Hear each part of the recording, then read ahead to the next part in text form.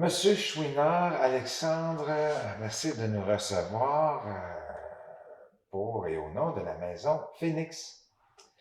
Vous, Monsieur Chouinard, vous êtes un médecin, si j'ai bien Je compris. suis un médecin généraliste, médecin de famille, comme on appelle, depuis 2000. Depuis 2000. Dans le Laurentide, ça fait 15 ans que je suis ici. J'ai travaillé au centre hospitalier Laurentien là, pendant jusqu'en 2019. Puis depuis 2019, ben, j'ai travaillé à l'hôpital, j'ai travaillé aussi en CHSLD, donc au pavillon Philippe Lapointe, le PPL. Et au début de la COVID, euh, je me suis dit, ça a pas d'allure qu'on puisse pas offrir d'autres choses que des stands d'hébergement, des CHSLD. Oh, Je pense que ça répond très bien à certains besoins, mais maudit qu'on peut faire beaucoup mieux pour que les gens se retrouvent pas en CHSLD. Et c'est un peu dans ce contexte-là que je me suis dit, ben, il faut mettre plus d'énergie à domicile. Donc, j'ai décidé de travailler seulement à domicile. C'est un peu le même processus qui a fait que un moment donné, je me suis dit, je me suis impliqué à la Maison Phoenix. Puis ça va faire, ça fait 9 ans cette année que je suis impliqué. oh, C'était aussi dans le dire, ben là, il faut faire d'autres choses que les CHSLD. Il faut aider les gens à vivre dans la communauté le plus longtemps possible, que les gens puissent profiter de leur vie en dehors d'une institution, que ce soit que les gens puissent être entourés de leur famille, de leurs proches, d'être entourés d'amis, d'entourés de la communauté. Et c'est le même mouvement qui m'a amené et à Maison Phoenix et de faire du soin à domicile avec le CLSC. vous, ça commence jeune, j'imagine, votre fibre, votre passion pour la santé, puis devenir un aidant comme ça, là, vous avez commencé ça jeune, j'imagine? Oui, mais c'est pas par le moyen. Puis en fait, les soins à domicile étaient là dès le début. Je peux vous compter, je veux pas m'étendre là-dessus, mais c'est quand même Oh, oui. une drôle d'anecdote. J'ai 5 ans. Ma sœur me court après, je manque une marche, je tombe sur un Ben pont oui. en métal, je me fais une lacération. Ma Oh, mère m'amène au docteur de famille, qui est à campagne, dans la Naudière, docteur Boutet. Et sa clinique était fermée, mais sa clinique était avec sa maison, donc ouais. je vois pareil. Il me fait des points de suture. Quelques jours plus tard, il vient me voir à la maison pour voir si j'évoluais bien. Donc, des soins à domicile. Mhm. Puis ce qui m'a vraiment impressionné, c'est pas que le docteur vienne me voir, c'est qu'il s'est posé chez nous en hélicoptère. Oh, Et c'est de ce jour-là que j'ai commencé à dire, euh, un jour. un jour, moi aussi, je vais être docteur. Ah oui. Donc, les soins à domicile, ça s'est inscrit à ce moment-là, je pense, dans ma mémoire. Et j'ai toujours voulu faire des soins à domicile, mais euh, comment l'enseignement de la médecine est dirigé, c'est beaucoup dirigé vers l'hôpital. Oui, oui. Donc, j'ai fait des soins hospitaliers pendant de 2001 à 2019. J'étais à Coudjouac, aux îles de la Madeleine, puis là, depuis 15 ans dans le coin ici. Ah, félicitations. Puis là, à un moment donné, voilà 9 ans, la maison Oui, Phoenix se met à exister. oui. Qui est au départ de ce projet-là? Au départ de ce projet-là, c'est une Québécoise d'origine allemande, Inge Sell, qui était impliquée, c'est elle qui a peut-être qu'il y a des gens qui vont connaître la maison Emmanuel. C'est une ressource pour personnes qui vivent avec une déficience intellectuelle à Valmorin puis Val-David. Il y a une vingtaine de personnes là, qui ont... OK. Donc, elle a mis ça sur pied, je crois, dans les années 80-90. Ben, le temps passait, puis Madame Sell, elle a vu qu'elle elle est rendue dans les années 80 ans et quelques. Puis elle s'est dit, bien, il faudrait faire la même chose pour les personnes aînées. Donc, c'est elle qui a eu l'idée de faire une maison connectée avec la communauté pour que les gens puissent vieillir, vivre leur vie jusqu'au bout le plus longtemps possible Mm. dans une communauté, avec des gens qui sont aidants, qui sont pas nécessairement des gens qui sont payés par l'État, mais des gens qui sont de la communauté. Alors, en 2014-2015, elle a eu l'idée. En 2016, ils ont été constitués en organisme sans but lucratif. Puis moi, en 2017, il y avait un article de journal local, là, un journal communautaire, puis j'ai vu ça, puis j'ai dit, ah ben, mais c'est ça que je veux, moi, pour Ben Val-David. oui, ben Je oui. veux que les gens puissent pas se retrouver en CHSLD. Donc, j'ai décidé de m'impliquer. Puis au début, je pensais pas m'impliquer autant.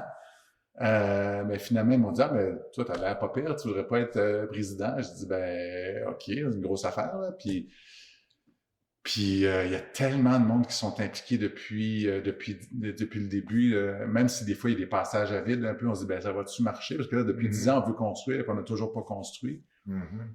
Mais il y a tellement de monde impliqué. On a, tu sais, Maison Phoenix, on a 70 bénévoles aînés qui s'impliquent dans le CA, dans le comité intergénération, parce que même si on n'a pas construit la maison, depuis 5 ans à peu près, on a déjà mis sur pied des activités intergénérationnelles. Donc, on a plein de bénévoles aînés surtout qui font des activités avec les jeunes de l'école. Et les aînés triplent là-dessus parce que là, ils sentent qu'ils peuvent transmettre certaines choses, avoir une connexion avec des enfants. Les profs, ils trouvent ça génial parce que là, ils ont des activités avec des gens compétents. Tu sais, un exemple, une prof de philo qui donne philo pour les enfants au primaire, des cours de sexologie au primaire. On a des bénévoles qui vont faire des marches en forêt pour leur parler des champignons, des arbres, parler de la botanique. Donc là, les profs, ils ont comme des gens hyper compétents qui donnent de leur temps bénévolement. C'est précieux. Ça, c'est génial. Puis les enfants réagissent tellement bien à ça. On a un aîné qui tripe échecs, elle organise des midis échecs. Ça, c'est le fun. Ils font des tournois d'échecs. Là, les aînés viennent jouer contre les enfants, puis avec les enfants. Il y a des moments magiques qui se passent. Alors ça, depuis 5 ans, ça roule déjà. Déjà, la Maison Phoenix a des activités qui fait qu'on est impliqué dans la communauté. On est déjà présent. Et c'est grâce, entre autres, à des employés qu'on a réussi à engager. On a 3 personnes dévouées à Maison Phoenix, là, qui en font bien plus que ce qu'on leur demande parce qu'ils y croient vraiment. Puis ça a été possible parce qu'on a eu des soutiens de fondations, entre autres la Fondation de Gaspé-Beaubien. Donc, M. de Gaspé-Beaubien, Mme de Gaspé-Beaubien qui ont leur maison résidence secondaire à Valmorin. Et ils ont accepté, ils ont dit, qu'est-ce qu'on peut faire pour vous aider? C'est génial ce projet-là. Puis depuis 5 ans, ils nous ont donné un sacré coup de pouce là, pour partir. Puis une fois que tu as une fondation comme eux qui soutiennent, mais il y en a d'autres qui embarquent. C'est sûr que c'est toujours dans le communautaire, il faut toujours retrouver des sous, là. Mais là, on a quand même une certaine... tu sais, pour les 3 prochaines années, on a quand même des sous pour continuer d'avancer là-dedans. Parce que le but présentement, bon, c'est déjà ancré là, de plus en plus dans la communauté, mais c'est de construire une maison ou des maisons, une grande maison. Commencer par une maison. Donc, le projet actuel, parce qu'on a eu d'autres municipalités qui nous ont approchés dans les Laurentides qui en voulaient une. Oui. Puis là, à Val-David, ça bloquait un peu. Puis là, on commençait à regarder ailleurs. Puis finalement, à Val-David, ils nous ont trouvé un terrain, ils nous ont réservé un terrain. Ah, c'est bon. Et là, on a un gros chunk de financement pour construire. On a été préapprouvé. Mais là, il faut attendre un autre chunk qui attend que c'est tout le monde attend un peu que... Donc là, dans les prochains mois, d'ici le printemps, j'espère que là, on va avoir le montage financier pour démarrer.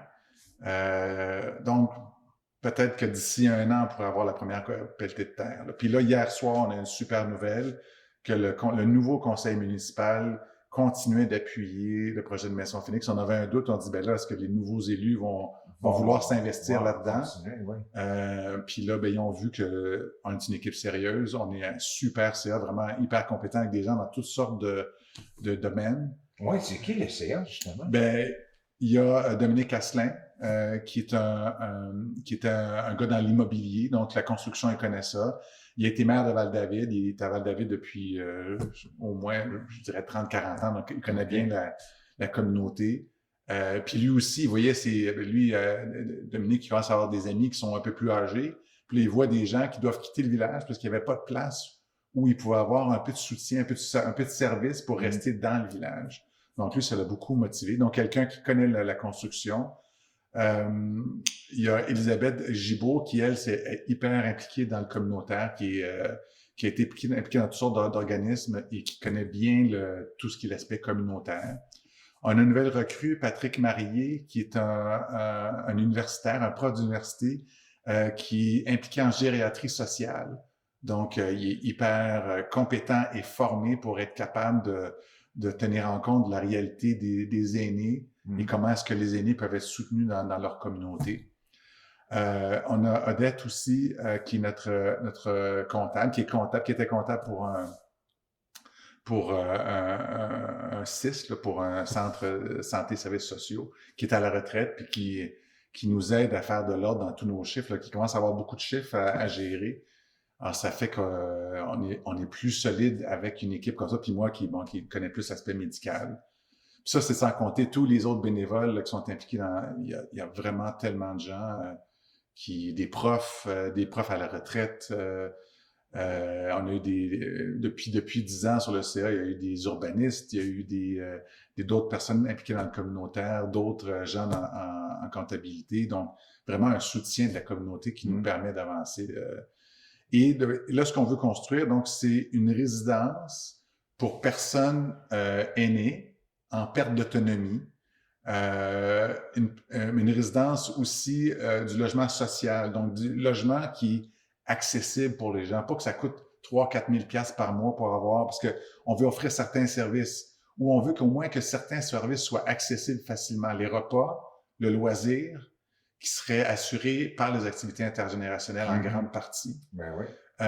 Puis d'avoir une surveillance entre autres entre résidents, qu'il puisse y avoir qu'il y a un résident qui est responsable, s'il y a un qui va pas bien, qu'il y a une collaboration, une entraide. Parce que là, on parle de combien de résidents pourraient habiter la maison de Phoenix? 50 unités, donc 50 logements. Donc, s'il y a des couples, ça se peut qu'il y ait 60, 70 personnes. Puis là, c'est ça. Donc là, on essaie d'ajuster en fonction des besoins. Et il faut mettre souvent plus d'eau dans notre vin qu'on voudrait, là, parce que les subventions sont plus qu'elles étaient avant. Valmorin a eu un projet similaire à ce qu'on veut faire il n'y a pas très longtemps, avec les anciens projets, les anciennes subventions qui étaient beaucoup plus généreuses que celles maintenant. Donc là, on essaie de composer avec un contexte, mettons, financier, politique qui est différent, qui a évolué post-COVID. Personnellement, je trouve que la COVID, ça nous a tellement montré que nos aînés ont besoin de soutien. Ah ben oui. Puis ça nous a montré qu'une petite résidence dans la communauté est beaucoup plus résiliente qu'une grosse RPA avec 600 personnes, où c'est dans ce type de résidence-là que la COVID a frappé le plus fort parce qu'il y avait moins de soutien de la communauté. Puis, tu sais, 300-400 personnes qui habitent ensemble, puis la COVID, tu mets là-dedans, c'était les catacombes, là, c'est l'hécatombe. Alors qu'une petite résidence, il y a moyen d'avoir quelque chose de plus résilient. Donc, au début, on voulait plus petit que ça encore, mais plus c'est petit, plus c'est dur à financer.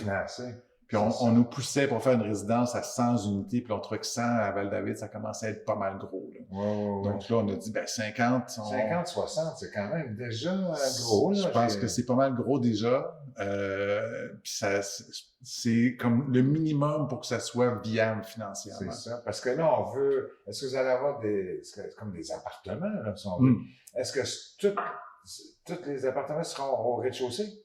Non, il va y avoir 3 étages. Il va y avoir des étages. Avec un ascenseur. Ah, avec l'ascenseur. Avec un ascenseur, une salle à manger.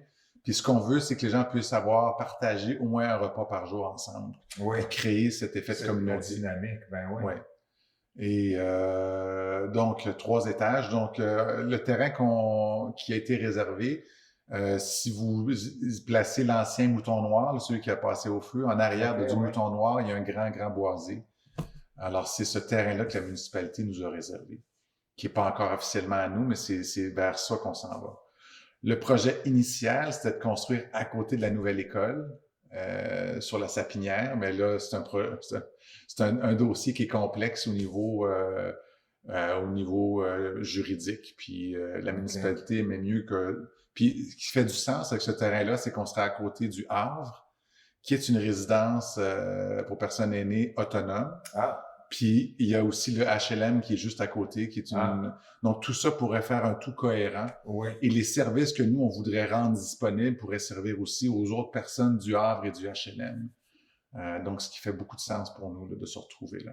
Parce que social veut dire moins cher, puis là, on va aider évidemment des aînés. qui n'ont pas le moyen Ouais. de se payer ce genre de résidence-là, si on veut, là, avec ces services-là.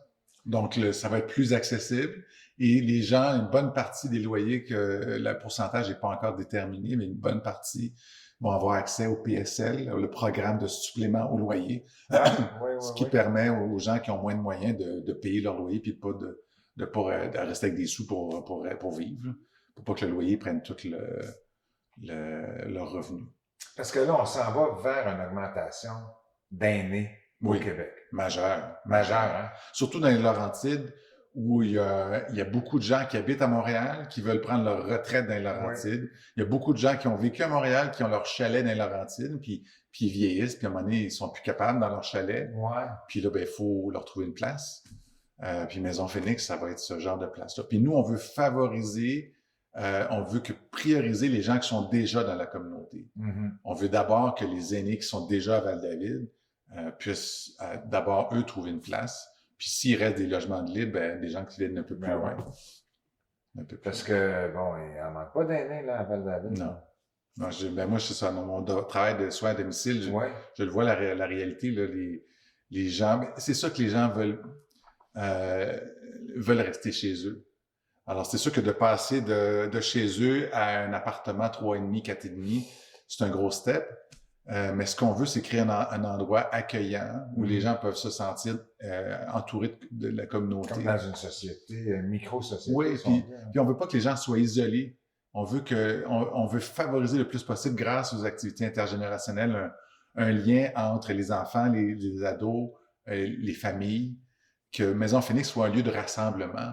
On veut que Maison Phoenix, ce soit une place pour vivre, pas pour attendre la mort. On veut que les gens soient là pour vivre leur vie pleinement, le plus pleinement possible, malgré la perte d'autonomie, que les gens puissent vivre pleinement une vie enrichissante, pleine de sens, que la vie se fasse du sens. Parce que quand on tombe en perte d'autonomie, moi, mon grand-père, j'ai eu la chance qu'il vive jusqu'à 99 ans. Oui. Puis il a été autonome à Saint-Lambert, dans une résidence, une tour, là, un 4,5, autonome, longtemps, là, tu sais, comme jusqu'à la fin. Mais il y avait une petite madame qui venait l'aider, tu sais, comme, puis pour les repas, tu sais, il y avait une cafétéria en bas, puis bon, c'était quand même super bien organisé. Je trouvais ça génial qu'il puisse être, tu sais, comme autonome. Oui, de maximiser l'autonomie. Oui, c'est ça. Mais s'il était tombé malade, là, il aurait, tu sais, ça aurait pris de l'implication familiale. Oui. Mais j'imagine, à la Maison Phoenix, les parents, les amis, la famille vont être bienvenus. Quand on dit perte d'autonomie, c'est où que ça commence? La perte d'autonomie, ça peut être assez large, mais ça peut vouloir dire simplement que plus envie ou plus capable d'entretenir une maison ou un appartement seul. Okay. Donc, les gens pourraient rentrer à Maison Phoenix en étant encore capable de conduire leur voiture puis faire leur petite commission. Ouais. Dans les appartements, il va y avoir une petite cuisine. Ouais.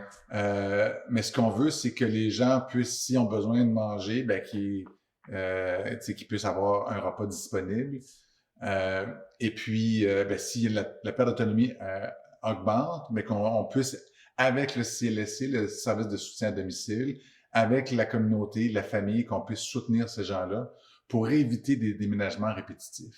Sur place, en tout cas pour l'instant, on n'a pas dans les plans d'avoir sur place des préposés ou des infirmières qui habitent là ou qui travaillent sur place là. Donc, si quelqu'un avait besoin de beaucoup de soins, c'est sûr qu'on ne pourra pas nécessairement on ne pourra pas accueillir cette personne-là jusqu'à la toute fin. Mais souvent, les personnes âgées ont des moments où c'est plus difficile, puis ça récupère, mais il y a une pneumonie, il a cassé une jambe. Mais pendant ce bout-là, on peut augmenter l'aide avec le CLSC, avec la communauté, puis permettre à la personne de rester plus longtemps. C'est pas une maison en soins palliatifs, là. C'est pas une maison en soins palliatifs. Non. Est-ce qu'on va pouvoir faire des soins palliatifs là? Je le souhaite. Idéalement, oui. Quelqu'un qui est bien là, qui est bien entouré, puis qui veut finir ces jours-là.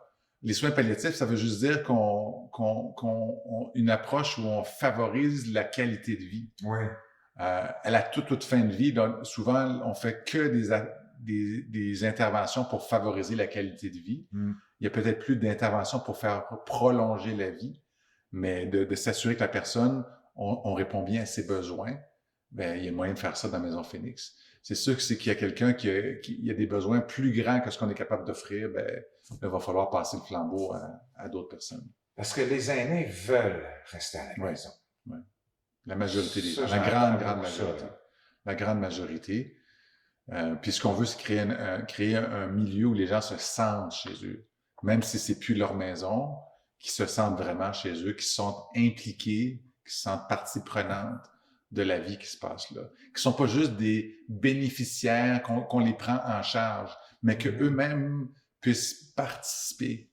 Puis faire, tu sais, si t'aimes ça cuisiner, ben qu'on ait l'occasion de te faire cuisiner. Ouais. Si t'aimes ça de faire un potager, ben on t'amène à faire ça. Si t'aimes ça bricoler, faire des petites affaires, voir qu'on trouve, tu sais, dans notre maison Phoenix de rêve, il y aurait beaucoup de choses. Il y aurait un petit atelier. Pour l'instant, on n'a pas trouvé le financement pour ça. Mais peut-être qu'il va falloir construire là, la maison Phoenix de base, puis qu'après ça, qu'on ajoute un garage, que c'est des ça. outils, puis... Donc, c'est notre le jardin. On aimerait, oui, le jardin. Tout le monde aime ça. On aimerait ça partir avec le Phoenix des rêves. Peut-être qu'il va falloir être patient un peu, puis aller par étapes. Mais on travaille fort pour réussir à avoir le mieux possible dès le départ. Ça coûte combien, 50 logements aujourd'hui? Ça dépend à qui on demande. Ça dépend à qui on demande, mais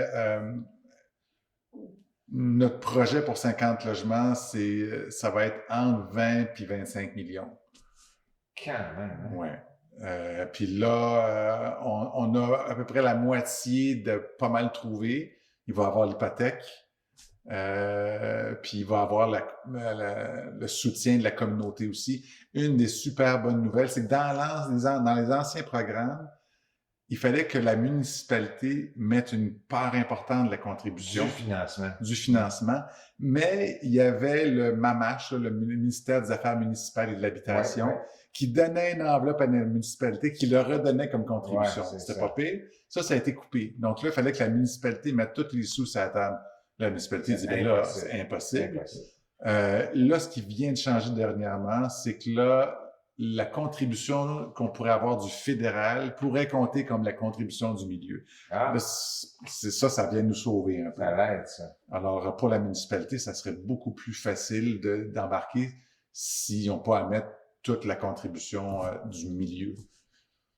Donc ça va peut-être nous permettre de débloquer dans les prochaines semaines. On attend des réponses incessantes. C'est proche. C'est proche. Et là, la municipalité nous ont réservé le terrain jusqu'à la fin de 2026. Donc, ça nous donne un petit peu d'oxygène pour convaincre le monde. Convaincre les autres paliers de gouvernement. Parce que vous avez des dons aussi de gens, de fondations et de particuliers. Oui, bien, on est un organisme de charité. C'est ça. Donc, quand les gens nous font des dons, ben ça aide. On va avoir, je ne sais pas si la mission va être déjà passée ou pas, on va avoir à la fin de février une exposition photo de Patrick Marié, qui est notre nouveau membre du CA, qui est aussi photographe. Et cet été, on va avoir un vélodon, le 4e vélodon. Je vais rouler avec mes enfants pour ramasser des sous. Oui, on a fait 3 fois. Mes enfants étaient tout jeunes au début, 7-8 ans. On a fait Val-David, Ottawa. L'année d'après, on a fait Ottawa, Toronto. Et l'autre après, on a fait Toronto, Détroit. C'est combien de kilomètres, ça? À peu près 500, 200 la première fois, puis 500 les autres fois. 500, vous faites ça en 2 jours? 4 jours, ouais. Puis là, on voulait faire Détroit vers le sud. Mais là, avec les situations aux États-Unis, on s'est dit, bon, on va laisser faire les États-Unis. Mais cet été, avec ma fille, on va faire Vancouver vers Calgary. On va faire 10 jours de vélo. On va traverser les Rocheuses. Ma fille est craquée, sport, elle est vraiment très craquée. Puis là, on ramasse des dons avec ça? Ouais. Les premières fois, on a ramassé autour de 10 000 à chaque fois. Alors, on espère ramasser encore autour de 10 000, principalement pour les activités intergénérationnelles. Donc, et avec l'exposition photo et avec le vélodon, mais ça nous donne l'oxygène un peu pour que, il y a toujours besoin d'argent pour que ça roule. Donc, les dons les petits dons, les plus gros dons, tout est vraiment bienvenu. Entre autres, aussi une chose qu'on a eu dernièrement, là, depuis le mai passé, c'est des soupers intergénérationnels. On a eu une grosse subvention du fédéral. On a organisé 8 soupers à peu près où les enfants, les familles, les aînés venaient manger gratuitement à l'église. Ça a été super. Ça a été vraiment génial comme moment communautaire. On ramasse des dons avec ça ou c'est juste Les gens pouvaient faire une contribution volontaire. Okay. On ramassait entre 300 et 400 pièces pour nous aider à financer un peu. Ouais. Mais c'est sûr que faire un souper, ça nous coûtait 3000, 3500 le souper, mais la subvention nous payait ça. Là, la subvention est finie. On a eu notre dernier souper en janvier. Puis là, il y a combien de gens qui viennent? 150 à peu près. Ouais. L'église était pleine. Puis c'était vraiment beau, là, les enfants, les aînés. Là, il y a un gars du village qui fait des chorales puis des groupes traditionnels. Il disait, moi, je pourrais venir jouer pour vous autres. Puis il venait avec sa gang, puis il jouait de la musique. Puis il y avait une dame, on avait un comptoir pour que les enfants pouvaient avoir leur lunch pour le lendemain à l'école. Il y a une dame qui venait faire des portraits, le modèle vivant, gratuitement pour que les gens puissent tirer leurs portraits. Un peu d'animation. Oui, puis il y avait le nom m'échappe, le groupe d'enfants, Samy de Val-David, qui venait faire des animations aussi pour que les enfants puissent venir jouer à des jeux. C'était vraiment super, ça a été vraiment de très belles rencontres communautaires. Là, vous en avez fait combien de ça? 8, je pense. Quand même! Ouais. Là, si on en refait, il faut trouver des sous. Là, il y a des bénévoles qui ont dit, on peut pas laisser tomber ça. Ben non. Là, il y a des bénévoles qui disent, nous, on va l'organiser. Si vous avez plus les moyens de le faire, on va continuer ça. J'espère que ça va continuer. Mais ça va quand même prendre un peu de sous, là. Ça, c'est une initiative de la Maison Phoenix. Oui, tout à fait. Geneviève, Marie-Ève, Anne, nos employés là, qui ont obtenu la subvention puis qui ont fait vivre ça. Sandra aussi qui a fait ça. Une autre activité vraiment avec Sandra qui est journaliste aussi là, pour l'Info du Nord, qui était journaliste pour l'Info du Nord. On a fait des livres vivants. Donc, en classe, on faisait venir un aîné inspirant, puis les élèves devaient le questionner un peu comme on s'informe dans un livre. Puis à partir de ça, ils faisaient un article journalistique, des vidéos, puis ça créait des liens entre ces aînés-là puis les élèves. Ça aussi, on devrait leur faire encore. On l'a fait pendant 2-3 ans. J'espère qu'on va leur faire. C'est aussi une belle rencontre entre les aînés et les enfants. Mais c'est dynamique, c'est intéressant, c'est unique. Oui, je pense que c'est unique. Puis il y a tellement de gens qui ont du cœur à mettre là-dedans. C'est inspirant. Puis mais moi, je fais ça parmi plein d'autres affaires. Puis ça me donne le goût de continuer parce que je vois que ça donne des résultats, inspirants qui font du sens. Ça fait du sens pour tout le monde. Ça fait que la vie est plus riche. Puis ce qu'on veut, c'est un milieu de vie où les gens qui y vivent, ça donne du sens. Puis ça, c'est précieux. On veut pas juste donner des services. Mais vous êtes précieux. Je pense qu'on est tous précieux. Vous êtes précieux de vous impliquer comme ça, puis ils sont chanceux, la Maison Phoenix, de vous avoir, je pense, moi. C'est réciproque. C'est réciproque. Un âme, comment qu'on pourrait dire ça? Vous êtes généreux, là, de votre temps, de votre personne. Ça me nourrit beaucoup, c'est ça. Ça me nourrit beaucoup. Si ça me nourrissait pas, je serais plus là, mais c'est nourrissant, ça. Puis j'ai tellement d'amis, qui ont embarqué puis qui ont fait des petits bouts parce que on va donner un coup de main. Vous êtes inspirant. J'espère que ça inspire les gens autant que eux m'inspirent. Ouais. Les amis viennent. Un exemple pour nos AGA, les premières fois là, on avait de la misère avec le son. Puis j'ai un ami qui est musicien et technicien. On dit ça n'a pas d'allure ton affaire. Attends, je vais venir t'arranger ça. Puis Émile, il me donnait un sacré coup de main là, pour que ça ait de l'allure. Vite, là, qu'est-ce que la Maison Phoenix aurait besoin là, pour terminer? Là? Qu'est-ce qu'on n'a pas couvert que vous aimeriez comme. Y a-t-il un petit message que vous aimeriez lancer dans la dernière minute? Là, devenez membre. Allez sur le site web, maisonphoenix.org. Devenez membre. Plus on a de membres, plus on est crédible, puis on représente la communauté. Puis si vous voulez faire un don sur le site web, il y a moyen de faire un don. 5$, 10$, 20$, tout est bienvenu. Ça vous aide à continuer. Monsieur Chouinard, merci beaucoup de nous avoir merci à vous. reçus aujourd'hui. Merci beaucoup. Merci à vous.